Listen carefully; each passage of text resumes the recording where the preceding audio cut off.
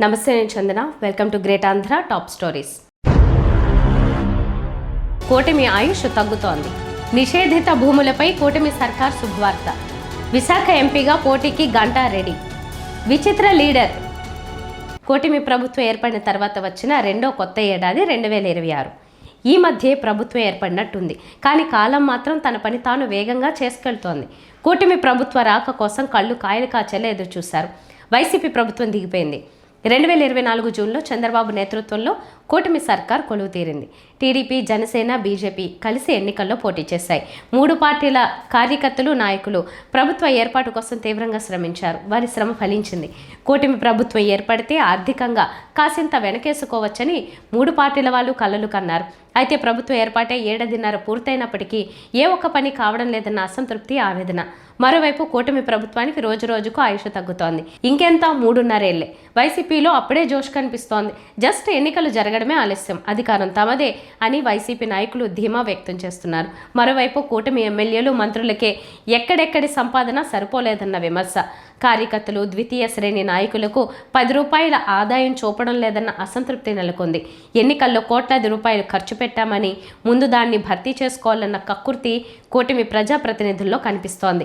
డబ్బుంటే టీడీపీ కాకపోతే వైసీపీ, ఆ 2 పార్టీలు కాకపోతే జనసేన, బీజేపీ అని నిర్మోహమాటంగా ప్రజాప్రతినిధులు చెబుతున్నారు. అందుకే రానున్న ఎన్నికలను దృష్టిలో ఉంచుకుని వీలైనంత వరకు సంపాదించుకోవాలని ఏ ఒక్కటి విడిచిపెట్టడం లేదు. ఫలానా పని చేస్తే చెడ్డ పేరు వస్తుందనే భయం లేదు. డబ్బు వస్తుందా లేదా అనేదొక్కటే ప్రాతిపదికగా అడ్డంగా దోచుకుంటున్నారు. ఒకవైపు ప్రజాప్రతినిధులు ఇష్టానుసారం దోచుకుంటుండడం, మరోవైపు తమకు చిల్లి గవ్వ కూడా మిగల్చలేదన్న అసంతృప్తి ముఖ్యంగా టీడీపీ, జనసేన శ్రేణుల్లో ఉంది. అందుకే అధికారానికి కౌంట్ డౌన్ మొదలైందన్న భయం వారిలో కనిపిస్తోంది. ఇప్పటికే ఏడాదిన్నర సమయం గడిచిపోయిందని, మిగిలిన కాలంలో అయినా ఏదైనా చేసుకోవాలన్న ఆతృత కనిపిస్తోంది. రానున్న రోజుల్లో అయినా వారి పనులు ఏ మేరకు అవుతాయో చూడాలి. కూటమి ప్రభుత్వం ఏర్పడినప్పటి నుంచి వివిధ రకాల కారణాలతో లక్షలాది ఎకరాలను నిషేధిత జాబితాలో పెట్టింది. ఆ భూములకు సంబంధించి నూతన సంవత్సరం తొలి రోజు కూటమి సర్కార్ స్వల్ప శుభవార్త చెప్పింది. 5 రకాల నిషేధిత జాబితాకు సంబంధించి విముక్తి కలిగిస్తూ ఇవాళ రెవెన్యూ శాఖ మంత్రి అనగాని సత్యప్రసాద్ సంబంధిత ఫైల్పై సంతకం చేశారు. దీంతో కొద్దో గొప్ప రైతులు, ఇతరత్రా ప్రజానీకానికి తీవ్ర జాప్యం తర్వాతైనా మంచి నిర్ణయం తీసుకున్నట్టయింది.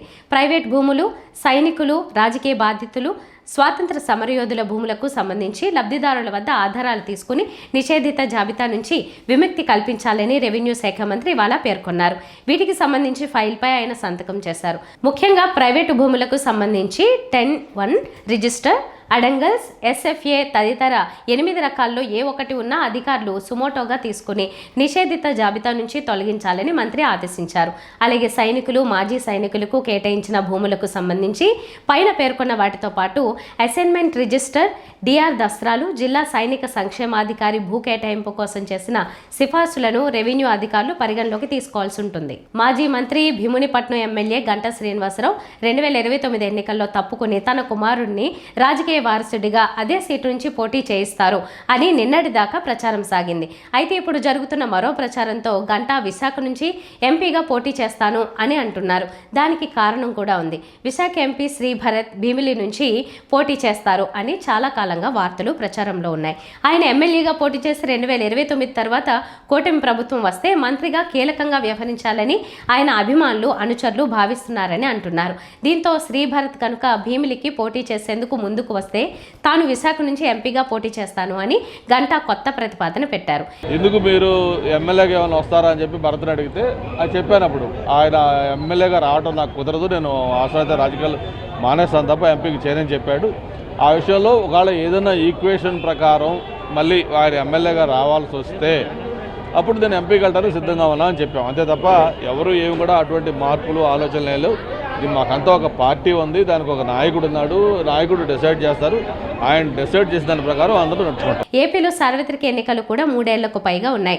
అయితే ఇప్పుడు చూస్తే ద్వితీయ, తృతీయ శ్రేణికి చెందిన కొందరు అతి ఉత్సాహంగా తమ నాయకుడు ఆ నియోజకవర్గం నుంచి పోటీ చేస్తారు, ఈ పదవిని చేపడతారు అని చెప్పుకుంటూ వస్తున్నారు. అలా శ్రీభరత్ మీద ప్రచారం పెద్ద ఎత్తున సాగుతున్న నేపథ్యంలో గంటా నోట ఎంపీ మాట వచ్చింది అని అంటున్నారు. అయితే ఇదే ప్రశ్న ఎంపీ శ్రీభరత్కి మీడియా ద్వారా ఎదురైతే తాను తాను ఎంపీగానే పోటీ చేస్తానని, భీమిలి నుంచి పోటీ చేసే ప్రసక్తి ఉండదని తేల్చి చెప్పారు. దాంతో గంటా ఎంపీ, భరత్ ఎమ్మెల్యే అన్న చర్చకు ఫుల్ స్టాప్ పడింది. కానీ ఎన్నికలకు ఇంకా 3 ఏళ్లకు పైగా సమయం ఉంది కాబట్టి అప్పటికి ఏం జరుగుతుంది అన్న చర్చ కూడా ఉంది. తాడిపత్రి మున్సిపల్ చైర్మన్ జేసీ ప్రభాకర్ రెడ్డి విచిత్ర లీడర్. సమాజంపై రాజకీయ ప్రభావం తీవ్రంగా ఉంటుంది. రాజకీయ వ్యవస్థ బాగుంటే ఆ సమాజం అన్ని రకాలుగా ఉన్నతంగా ఉంటుంది. అయితే వ్యవస్థ కంటే స్వప్రయోజనాల గురించి ఆలోచించే రాజకీయ నాయకులే ఎక్కువ. తాము ప్రాతినిధ్యం వహిస్తున్న నియోజకవర్గ యోగక్షేమాల గురించి ఆలోచించే రాజకీయ నాయకులు చాలా తక్కువ. అయితే తాడిపత్రి మున్సిపల్ చైర్మన్ జేసీ ప్రభాకర్ రెడ్డి విచిత్రంగా వ్యవహరిస్తుంటారు. తాడిపత్రిలో విశాలమైన రోడ్లు, పరిశుభ్రత విషయంలో జేసీ ప్రభాకర్ రెడ్డి పనితీరు గురించి గొప్పగా చెబుతుంటారు. అయితే ఇవే కాకుండా తాడిపత్రి రాజకీయంగా ప్రశాంతంగా ఉండాలని మాత్రం ఆయన భావించడం లేదు. పగ, ప్రతీకారంతో ఆయన రగిలిపోతున్నారు. ఒక వ్యక్తి లేదా వ్యవస్థ పతనం కావడానికి ఈ 2 చాలు. తాడిపత్రిలో తనపై భిన్నాభిప్రాయాలు ఉన్నట్టు ఆయనే చెప్పారు.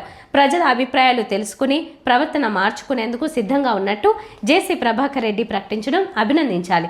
తాడిపత్రిని నందనవనంగా మార్చేందుకు అందరి సహకారం అవసరమని ఆయన అంటున్నారు. ఒక నాయకుడిపై భిన్నాభిప్రాయాలు ఉండడంలో తప్పులేదు. ప్రజాస్వామ్య వ్యవస్థలో ఆహ్వానించదగ్గ పరిణామమే. అయితే మెజార్టీ అభిప్రాయాలు ఏంటన్నదే ప్రధానం. జేసీ ప్రభాకర్ రెడ్డి తీరుపై సొంత పార్టీలోనే తీవ్ర వ్యతిరేకత ఉంది. అయితే తాడిపత్రికి ఏదైనా మంచి చేయాలన్న ఆయన ఆశయాన్ని ఎవరూ కాదనలేరు. ఇదే సందర్భంలో తాడిపత్రిలో ప్రజాస్వామ్య విలువల్ని కాపాడాల్సిన బాధ్యత కూడా జేసీ బ్రదర్స్పై ఉంది. దానిపై ఇకనైనా శ్రద్ధ చూపాలి. ఇవి ఇవాల్టి టాప్ స్టోరీస్. మరిన్ని అప్డేట్స్తో కలుద్దాం. నమస్తే.